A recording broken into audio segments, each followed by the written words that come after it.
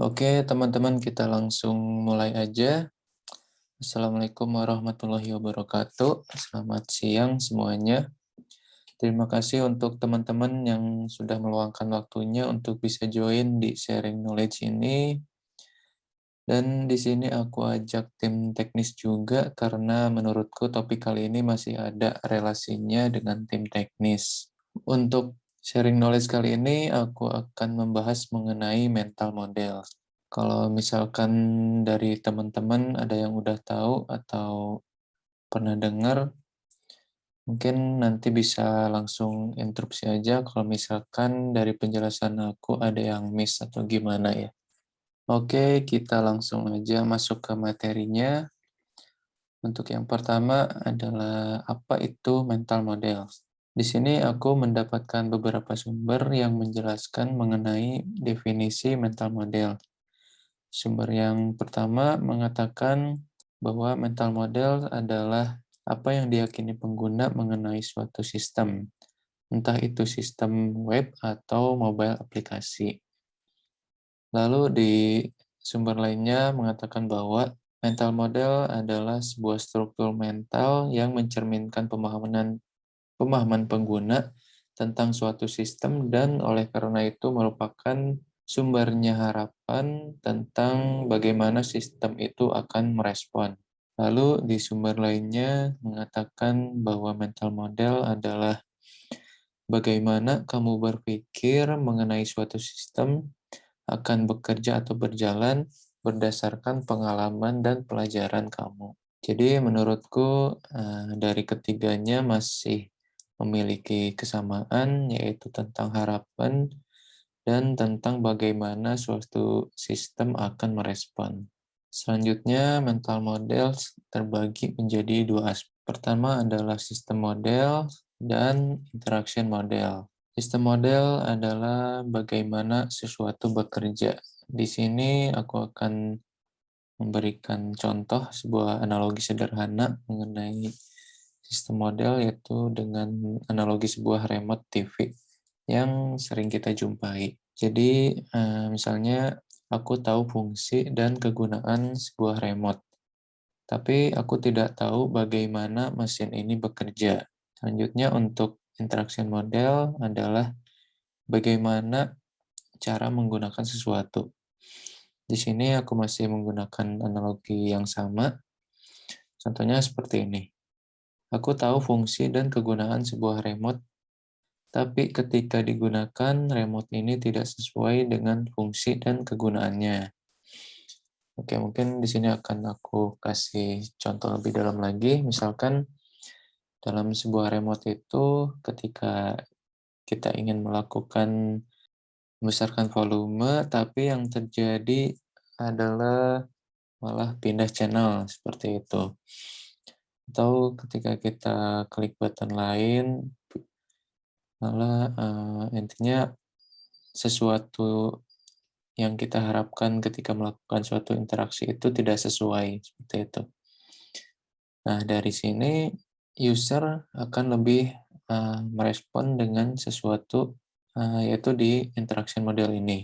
Jadi user di situ akan meluapkan sebuah reaksi, entah itu reaksi negatif atau positif. Untuk di kasus ini, user akan meluapkan reaksi yang negatif, yaitu entah merasa kebingungan atau merasa kesal.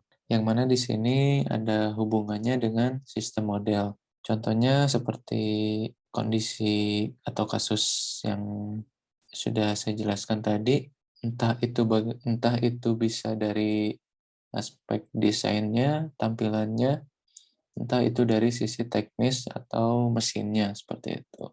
Oke, lanjut. Dari mana terbentuknya mental model? Mental model terbentuk dari pengalaman dan pelajaran di masa lalu. Jadi di sini tuh bisa jadi mental modelnya setiap orang itu berbeda-beda dan juga setiap orang pasti memiliki mental model yang sama. Tapi dengan begitu, setiap orang pasti memiliki mental model yang sama. Maka dari itu kita sering juga melakukan kompetitor analis atau sejenisnya dengan tujuan bahwa sesuatu yang akan kita kembangkan itu akan sama kebiasaannya atau experience-nya dengan user lain yang sama yang melakukan sesuatu itu di aplikasi yang lain seperti itu. Oke, di sini aku akan memberikan beberapa contoh.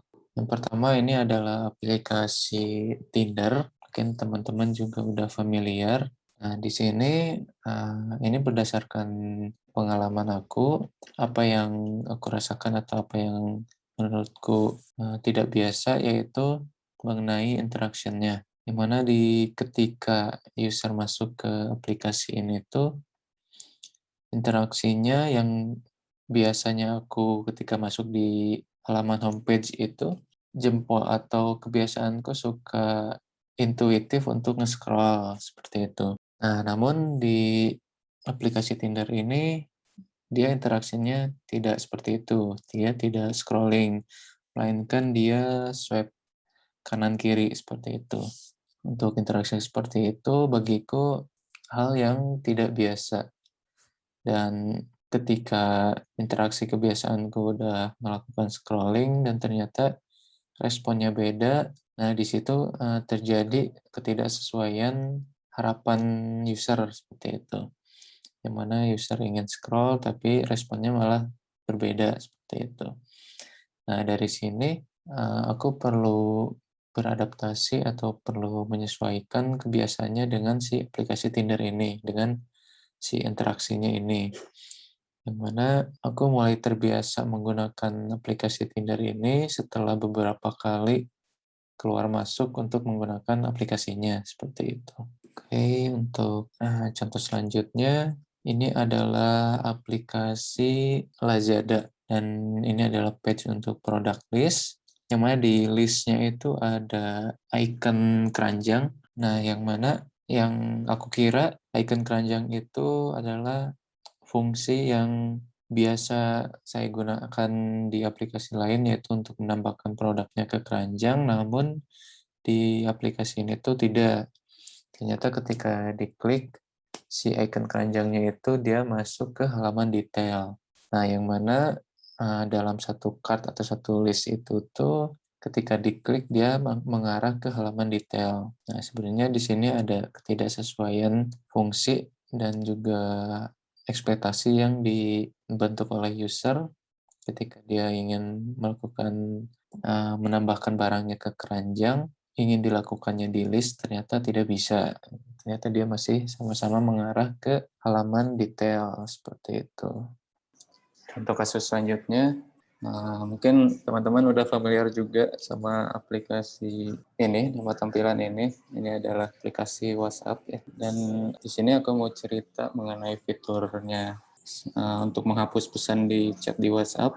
Dan untuk ini aku sempat browsing-browsing juga dan ternyata sempat ada orang yang ngebahas juga mengenai fitur si aplikasi WhatsApp ini, menghapus pesan itu. Jadi nggak berdasarkan pengalaman aku aja, tapi ternyata ada sempat yang bahas juga. Gitu. Jadi di sini tuh ada fitur untuk menghapus pesan, tapi si emang pesannya terhapus, tapi ada jejak, masih tetap ada jejaknya kayak ini, gitu, seperti di contoh ini. Jadi kebiasaanku atau harapanku untuk sebagian user mungkin ya, ketika ingin melakukan menghapus pesan itu inginnya ya udah langsung clear aja gitu, langsung hilang tanpa ada jejak lagi seperti ini. Dan kenapa itu menjadi sebuah penting menurutku, karena berdasarkan yang aku dapat, artikel yang aku dapat dari sumber lain juga, di situ bisa terjadi sesuatu konflik mungkin ya. Kalau misalkan sesuatu yang tidak diinginkan, misalnya kita lagi enak-enak gitu, lagi ngechat sama siapa gitu, sama seseorang, tapi ketika kita lagi enak-enak chat, misalkan kita lagi chat sama gebetan atau pacar mungkin ya, kita lagi chattingan biasa, tapi ternyata si pasangan kita tuh lagi ngechat tapi dihapus lagi pesannya. Yang mana kan di situ tetap ada notisnya gitu, jadi si pesannya terhapus. Nah, di situ bisa jadi pertanyaan juga untuk si lawannya, "Kenapa dihapus?" Gitu. "Kamu chat apa? Ayo," misalkan kayak gitu ya. Jadi sebuah pertanyaan gitu yang di luar topik chattingan sebelumnya. "Ayo, salah kirimnya," misalkan. Ya jadi sebuah kecurigaan gitu. Untuk sebagian user merasakan si fitur itu tuh tidak sesuai dengan ekspektasinya. Ini berdasarkan pengalaman aku, keresahan aku, dan aku sempat validasi juga dan dapat orang lain yang membahas ini juga. Mungkin ini bisa berbeda juga dengan pengalaman teman-teman yang lain. Oke, untuk contoh selanjutnya, ini adalah aplikasi e-hack ya. Aplikasi ini diluncurkan oleh Kementerian Kesehatan Republik Indonesia. Nah, apa yang tidak enak dari sini, ini berdasarkan keresahan aku. Nah, jadi ketika kita ngedownload dan masuk ke aplikasi ini itu, nah, muncul splash screen, lalu muncul screen selanjutnya yaitu untuk memilih bahasa. Nah, tapi ketika di screen pemilihan bahasa itu, dia nggak memberikan kesempatan waktu untuk user memilih, tetapi dia langsung langsung ke skip begitu aja dan langsung masuk ke halaman ini. Nah, seperti itu. Nah, di situ akan menjadi apa ya, ketidaknyamanan untuk user gitu. Kenapa disediakan screen untuk memilih bahasa, tetapi tidak diberikan waktu untuk memilihnya gitu. Kan untuk melihat informasi yang ada di screen itu juga nggak sempat gitu. Dia langsung otomatis masuk ke sini, entah itu mungkin dari sistemnya mungkin ya, yang agak error atau ngebug atau gimana. Dari situ muncul ketidaksesuaian untuk ekspektasinya user seperti itu. Nah, selanjutnya ini masih di aplikasi yang sama. Jadi si aplikasi itu bisa bisa masuk ke home-nya tanpa harus login. Tapi ada beberapa fitur yang di-hide. Nah, ketika kita mencoba masuk ke fitur tersebut, dia meminta untuk login. Dia langsung direct ke page login. Seperti ini.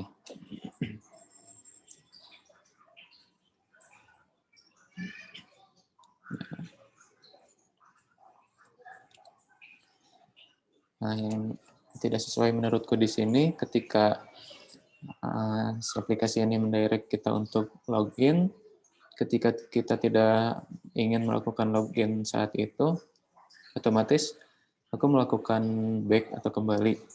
Nah, di sini itu harapannya kan ketika melakukan kembali itu kita mundur satu langkah sebelumnya ya. Namun di sini tuh dia malah keluar aplikasi gitu. Yang mana itu akan menjadi ketidaknyamanan untuk user saat menggunakannya. Ini masih di aplikasi yang sama, jadi di situ di aplikasi ini ada informasi mengenai rumah sakit. Namun ketika masuk ke screen yang menampilkan rumah sakit itu, dia cuma muncul 3 rumah sakit ini aja.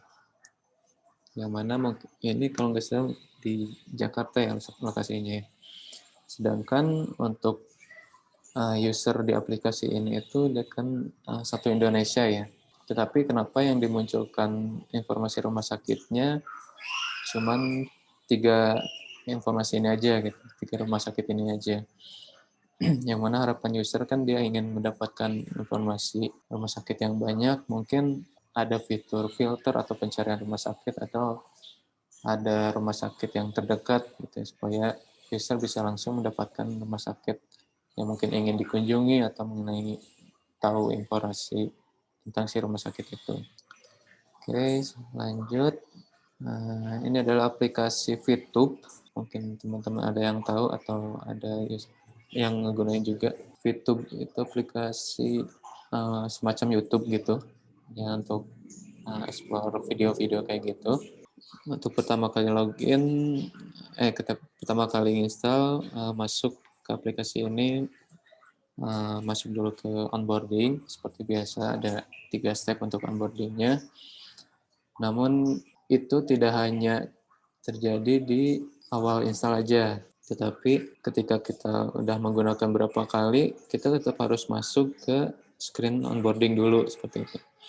Yang mana kan kebiasaannya user, terutama aku, untuk sebuah onboarding itu biasanya hanya muncul di awal install aplikasinya. Sedangkan di sini dia harus masuk lagi ke step-step onboarding itu. Selanjutnya ini masih di aplikasi yang sama. Jadi di aplikasi itu bisa masuk ke aplikasinya juga tanpa login. Nah, ketika kita melakukan atau membuka fitur atau menu yang harus login, kita didirect untuk masuk ke page login ini. Yang mana di sini ketika masuk ke page loginnya itu agak aneh juga, tidak seperti biasa. Nah, ini untuk awal tampilan loginnya seperti ini. Dia ada login option. Nah, ini apa login option tuh ya? Ketika diklik, nah dia tuh muncul password login seperti ini. Apa gitu maksudnya gitu. Ada pilihan login, tapi ketika diklik drop down-nya itu dia cuma munculin password login aja seperti ini. Gitu. Ini pasti tidak sesuai ekspektasi user gitu ketika berada di sebuah page login. Gitu. Nah, ketika si password login ini diklik, dia baru masuk ke tampilan loginnya seperti ini. Nah, untuk pilihan option loginnya itu dia masih tetap ada gitu di situ. Nah, di sini mungkin ini akan lebih nyinggung soal teknis atau mungkin soal teknis ya. Nah, di sini tuh aku coba input nomor yang ngacak, yang random gitu, namun di sebelah kanannya itu dia checklist gitu, dia verified kayak gitu. Sedangkan aku masukin nomornya ngasal seperti itu. Tapi kok di sininya valid sih gitu. Lalu aku coba masuk ke halaman registernya. Nah, bisa kalian simak dulu videonya. Nah, di sini aku coba masukin nomor telepon random juga, tapi ternyata responnya valid atau checklist seperti ada tanda checklist di kanan itu. Nah, mungkin ini lebih ke sistemnya yang mungkin kurang akurat mengenai ngedeteksi soal nomor teleponnya atau gimana, entahlah, yang pasti ini adalah sebuah kebingungan ya untuk usernya gitu. Ketika kita melakukan input nomor, ya mungkin si usernya tidak akan tahu juga misalkan kalau yang diinputnya itu nomornya salah atau tidak terdaftar atau seperti itu. Nah, selanjutnya ketika aku coba masukin nomor telepon yang random itu dan coba masukin inputan passwordnya juga, ketika aku klik submit itu, dia baru ngedeteksi bahwa nomornya itu salah. Tapi di si inputan nomornya itu dia masih tetap betul kayak gini, checklist kayak gini. Nah, di sini aku sempat nyobain juga klik submit tanpa input passwordnya, tanpa masukkan password atau OTP dan gitunya. Tapi responnya di sini tuh ketika disubmit malah dia suruh ngesetujui si TNC-nya ini, yang mana padahal inputan yang di atas juga belum selesai atau belum di-input oleh si usernya seperti itu. Nah, dari situ oke lah aku coba ikutin arahannya, aku masuk ke halaman term and condition-nya ini, yang mana sangat panjang banget, sampai berapa puluh kali scroll. Nah, ketika mentok di scroll bawahnya itu nggak ada pilihan si checkbox si TNC-nya ini, karena kan biasanya tuh ada checklist-nya ya, jika disetujui atau enggaknya. Nah, di sini tuh nggak ada. Balik lagi ke atas, masih nggak ada apa-apa. Nah, ketika di close atau kembali, dia si TNC-nya tuh udah ke setujui otomatis gitu. Sedangkan ini kondisi yang harusnya opsional untuk user gitu, entah user harus menyetujui si PNC-nya ini atau enggak. Tapi ketika di sini tuh dia masuk ke page term and condition-nya, ketika keluar dia udah otomatis langsung setujui kayak ini. Nah, yang mana di sini ketika aku submit, dia baru ngedetect bahwa si passwordnya belum ke input. Yang mana sebenarnya nomor telepon juga belum betul, yaitu masih random. Nah, dari sini, dari sisi user pasti kan akan kebingungan sih, menurutku udah pasti ya. Gitu. Arahan yang ditunjukkan juga perintahnya nggak sesuai gitu, nggak runut gitu, malah random seperti ini gitu. Untuk contoh kasusnya segitu aja dari aku. Mungkin dari teman-teman juga ada yang pernah mengalami di kondisi seperti itu. Nah, itu adalah sebuah mental model. Ya.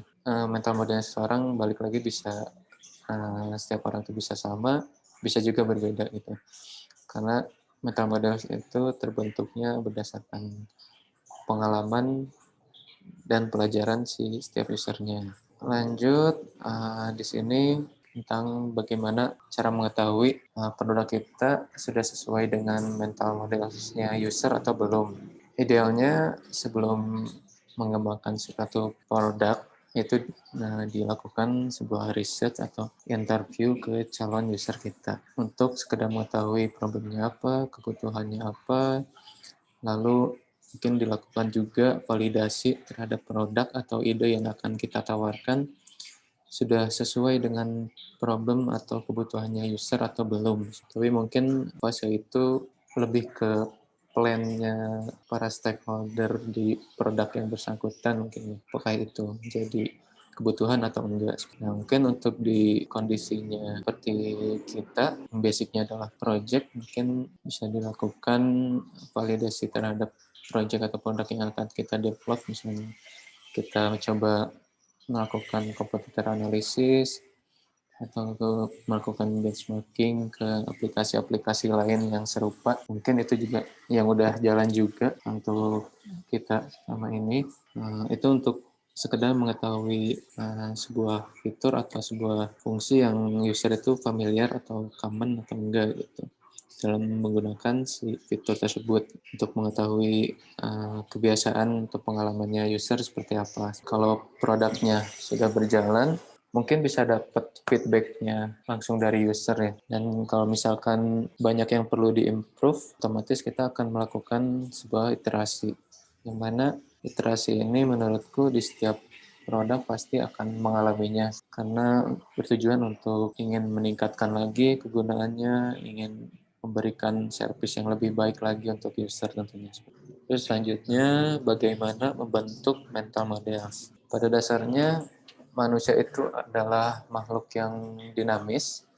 Selagi masih memiliki kebutuhan, maka dia akan berusaha untuk bisa memenuhi kebutuhan tersebut dan juga akan mampu beradaptasi dengan sesuatu yang baru. Tapi kita juga harus selalu ingat bahwa manusia itu memiliki emosional dalam mencapai proses tujuan atau kebutuhannya itu. Di setiap aksinya, setiap interaksinya, manusia pasti akan meluapkan emosionalnya.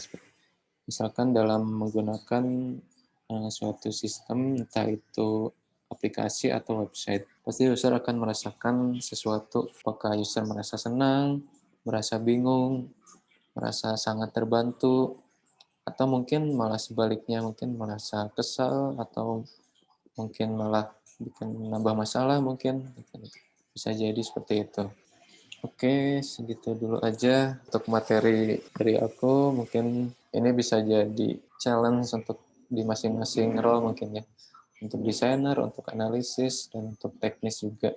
Kenapa aku undang tim teknis juga? Karena di beberapa contoh tadi ada yang nyangkut tentang sebuah teknisnya itu. Jadi kalau misalkan dari desainer, ya membuat desain senyaman mungkin, seobjektif mungkin, sefamiliar mungkin untuk user, baik dari sisi desain, dari aspek visual maupun dari interaksinya. Mungkin juga dari analis bisa lebih pertimbangkan lagi mengenai menentukan sebuah fitur atau konten yang benar-benar itu berfungsi dan berguna untuk user. Untuk tim teknis mungkin bisa lebih optimal lagi dalam sebagai mesinnya, lebih optimal lagi, lebih akurat lagi mungkin bug-bug gitu pasti ada aja sih ya. Oke, segitu dulu aja. Mudah-mudahan tersampaikan dengan jelas. Mudah-mudahan teman-teman bisa nangkap. Kalau gitu mungkin lanjut ke sesi. Mungkin kalau ada teman-teman yang mau mendiskusikan lebih lanjut, boleh, monggo dipersilahkan. Halo, sorry tadi skip yang bagian bagaimana mental model terbentuk. Ini ya. Mungkin bisa diulang. Bagaimana cara membentuk mental model? Pada dasarnya manusia itu adalah makhluk yang dinamis. Jadi selagi manusia itu memiliki kebutuhan atau tujuan tertentu, maka dia akan berusaha untuk bisa memenuhi kebutuhannya tersebut dan juga akan mampu beradaptasi dengan sesuatu yang baru. Tapi dari situ kita juga harus selalu ingat bahwa manusia itu memiliki sisi emosional. Misalkan dalam proses mencapai suatu tujuan atau kebutuhannya, di setiap interaksinya itu manusia akan meluapkan sisi emosionalnya. Misalkan di konteksnya kita dalam menggunakan suatu aplikasi atau website, pasti user akan merasakan sesuatu, apakah user merasa senang, merasa bingung, merasa sangat terbantu, atau mungkin malah kesal, atau sebaliknya seperti itu dalam menggunakan produk yang udah kita buat seperti itu. Jelas Mas Dodi? Seperti Ya. mungkin contohnya seperti yang tadi yang aplikasi Tinder mungkin ya. Dari situ kan aku belum terbiasa tuh dengan menggunakan dengan si interaksinya si Tinder itu, karena kebiasaannya aku, pengalamannya aku ketika aku berada di page home itu, si jempol tuh udah autopilot pengen nge-scrolling gitu, udah intuitif pengen scrolling gitu, sedangkan di Tinder itu dia kan interaksinya swipe kanan swipe kiri. Tapi dengan aku coba terus karena ingin tahu juga gitu, ingin bisa menggunakannya, setelah beberapa kali menggunakan si Tinder ini udah mulai terbiasa gitu. Berarti jadi mungkin sebenarnya yang membentuk mental model si user ini itu dari aplikasi-aplikasi atau website yang dia gunain aja gitu kan. Iya. Kan tadi dibilang kan kalau sebenarnya mental model tiap orang kan bisa beda. Iya. Itu kan berarti based on dari aplikasi atau website yang dia pakai itu kan. Iya, betul. Sip, thank you. Ada lagi yang lain? Halo Mas Adit. Ya. Bisa baca chat gak? Baca chat. Nah, ini Basri kayaknya nanya tadi. Harus, bentar aku stop sharing dulu. Ini aja lah, nggak usah saya sampaikan aja kalau gitu. Oh, boleh. Ada tools lain nggak buat untuk desain biar ada kayak user interaksinya gitu. Jadi kayak semacam Marvel sih sebenarnya, cuma ini ya lebih yang bisa lebih jelas aja ke update gitu kayak Zeppelin. Soalnya pakai Zeppelin kadang kita kan nggak ini kemana sih, kayak kemarin tuh sama kayak Basri juga, saya bingung di top up itu udah banyak, ada dari sana dari sini masuknya itu loh. Jadi kita kadang desain ini tuh masuknya dari mana sih gitu. Untuk kalau harus diperjelas dengan tanya dulu gitu. Sedangkan apakah ada tools lain yang bisa membantu itu enggak gitu. Terus berarti itu kan terkait si flow-nya ya, yang bingungnya ya. Ya betul. Gitu ya, kemana-kemananya ya. Hmm. Kalau dari tools lain, kalau emang dari Zeppelin, ya emang lebih khusus untuk nge-generate si aset-asetnya aja ya. Tapi untuk flow-nya gitu biasanya yaitu untuk prototyping sih biasanya, di prototyping, di Marvel itu. Marvelnya itu. Cuma kadang Marvel kan nggak ada update ya. Kadang fitur baru di mana saya juga biasanya ngebuka Marvel sih. Cuma beberapa kali kan Marvel biasanya di awal-awal yang memang dibutuhin dari klien doang kan. Iya. Jadi kadang ada fitur yang ketinggalan. Ini dari mana ya? Nah, Iya, sama mau nambahin Om Adit, Ya. kadang tuh dalam satu screen itu aja ada interaksi yang saya belum kebayang gitu. Misalnya waktu itu yang bingung tuh waktu develop yang top up gitu, yang ada kotak-kotak nominal terus atasnya ada text field. Kan saya bingung itu kalau milih yang kotak-kotak sama ngisi juga itu gimana yang dipilih yang mana, ternyata itu ada hubungannya gitu kan, kalau milih kotak yang atas langsung keisi gitu. Kalau misalkan ngisi yang di text field yang nominalnya sama yang kotak-kotak bawah, itu yang kotak-kotak bawah langsung pilih misalnya gitu. Nah, itu ada nggak tools yang menjembatani antara ide dari desainer itu biar nyampe ke developer gitu. Ya. Nah itu juga kan yang dimaksud perbedaan dari setiap mental modelnya user. Jadi pasti beda-beda, yang di pengalamannya beda-beda, yang dialaminya pasti beda-beda gitu. Emang sih itu kalau aku dari ngedesain sih pasti sesuai yang aku alamin dan nge-benchmark ke beberapa aplikasi yang sama juga. Nah mungkin dari yang aku alamin itu mungkin mungkin nggak dialamin juga sama Basri mungkin ya. Mungkin sih dari situ emang Iya, baiknya karena sih nggak emang pernah pakai aplikasi itu biasanya. Iya. Dan kalau project itu base client juga keputusannya. Yep, itu kalau project kayak gini emang faktornya ya itu ya keputusan dari klien dan juga waktu juga mungkin ya. Emang idealnya sih dari desain itu ada sesi usability testingnya mungkin ya di setiap flow itu divalidasiin lagi gitu. Apakah udah benar-benar user menggunainnya benar-benar udah nyaman, udah sesuai atau belum. Memang itu perlu sih harusnya. Iya, mau bantu jawab sih. Boleh. Sebenarnya ya kayak Marvel atau InVision itu kan sebenarnya juga bisa buat nunjukin flow page dari mana ke mana gitu kan. Cuma kan biasanya kita desainer tidak punya cukup waktu dan orang untuk bikin itu gitu kan. Biasanya mungkin di awal kayak di home atau di pitching awal biasanya kita bikin beberapa page edit ya. Iya betul.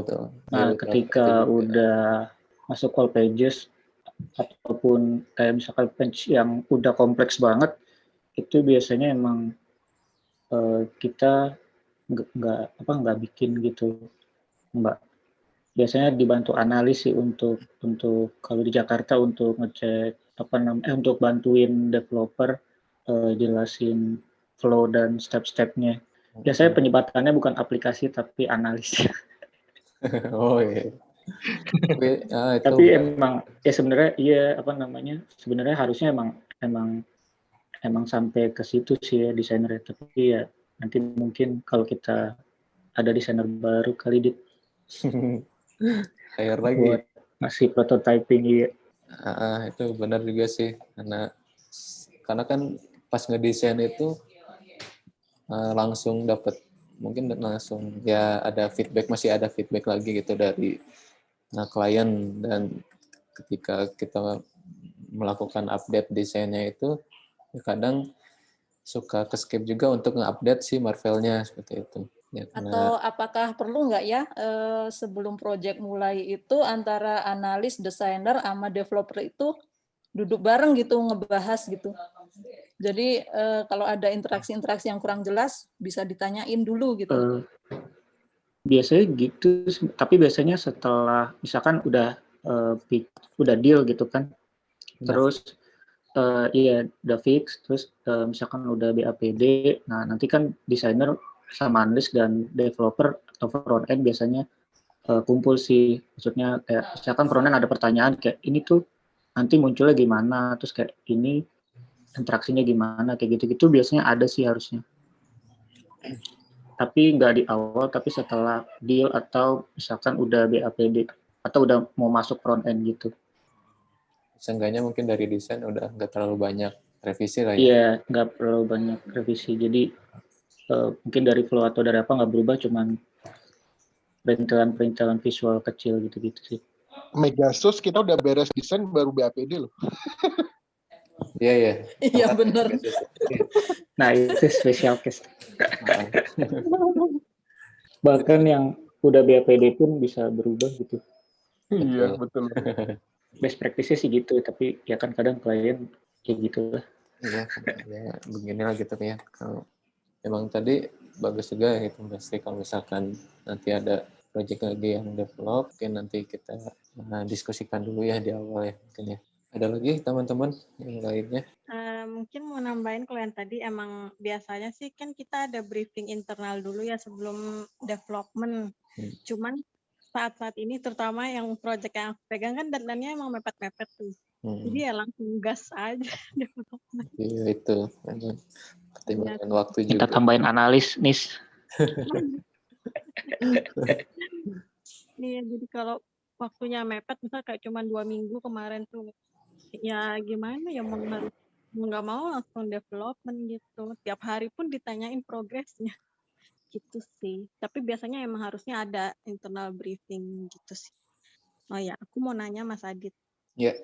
Mental model itu berarti kan intinya setiap individu itu berbeda-beda kan. Misal aku sama Mas Adit kan pasti punya persepsi yang beda-beda. Iya. Ada nggak sih suatu ukuran desain dengan mental model tertentu tuh itu yang baik gitu atau yang sesuai standar? Itu cara lihatnya gimana gitu ya? Gitu sih. Yang baik dan sesuai standar sih yang pasti yang paling nyaman untuk user ya. Karena kan kalau berdasarkan sudut pandang Bani saja atau berdasarkan aku aja itu belum tentu juga yang terbaik untuk si user. Ya bagusnya sih idealnya kita coba melakukan validasi lagi sih untuk user beauty mungkin ya sebelum di develop idealnya sih karena kan kita balik lagi ya untuk user yang untuk digunakan untuk user jadi ya mana yang lebih nyaman untuk user itu yang terbaik sih menurut. Oke, betul.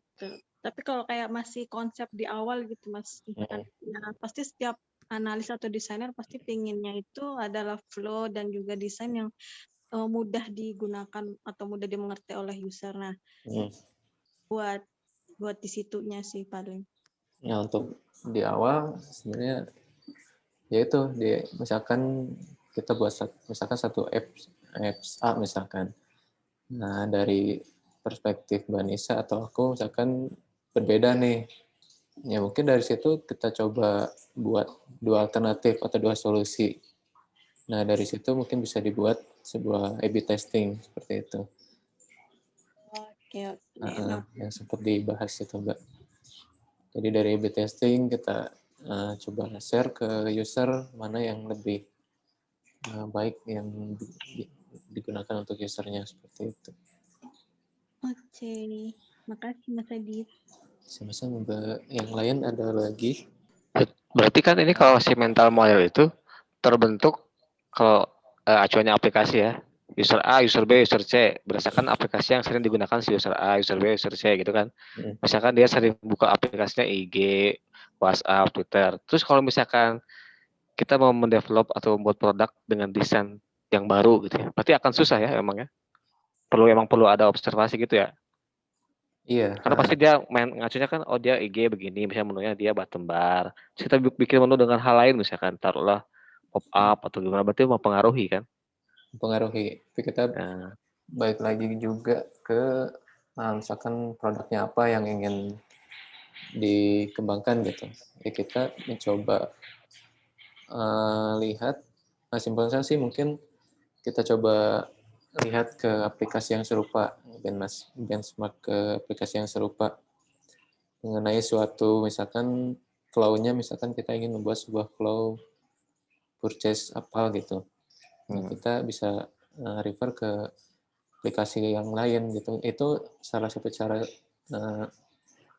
ya simple untuk bisa mengetahui mental modelsnya user. Karena kan kalau kita nge-refer ke apps lain kan appsnya udah berjalan tuh.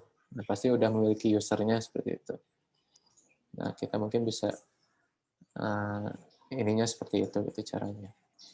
Cuman kalau misalkan kalau yang kita project base kayak kita gini kan kadang ada case klien minta dengan unusual flow. Nah, itu doang ya. Ya. Itu sih. Pasti sulit memang. Ya, kalau dari kita kan Pasti ketemu gitu ya, kayak gitu mah. pasti ada aja sih. Cuman kita ya coba ini kan titik tengahnya gitu. Supaya dari usernya tetap enak juga, dari kliennya juga tetap oke gitu. Itu sih challenge-nya sih. Tepat sekali. Oke, mungkin kalau misalkan dirasa sudah cukup, nggak ada lagi kalau dari aku, sekian aja materinya. Semoga jelas ya teman-teman. Nggak ada lagi ya, disudahi aja ya kalau gitu ya. Misalkan nggak ada lagi. Terima kasih teman-teman yang udah join di sharing knowledge kali ini. Semoga bermanfaat. Dan mohon maaf kalau misalkan ada kekurangan, ada salah-salah saat menjelaskan atau apa. Oke, kalau gitu terima kasih ya semuanya. Kita sudahi saja ya. Terima kasih.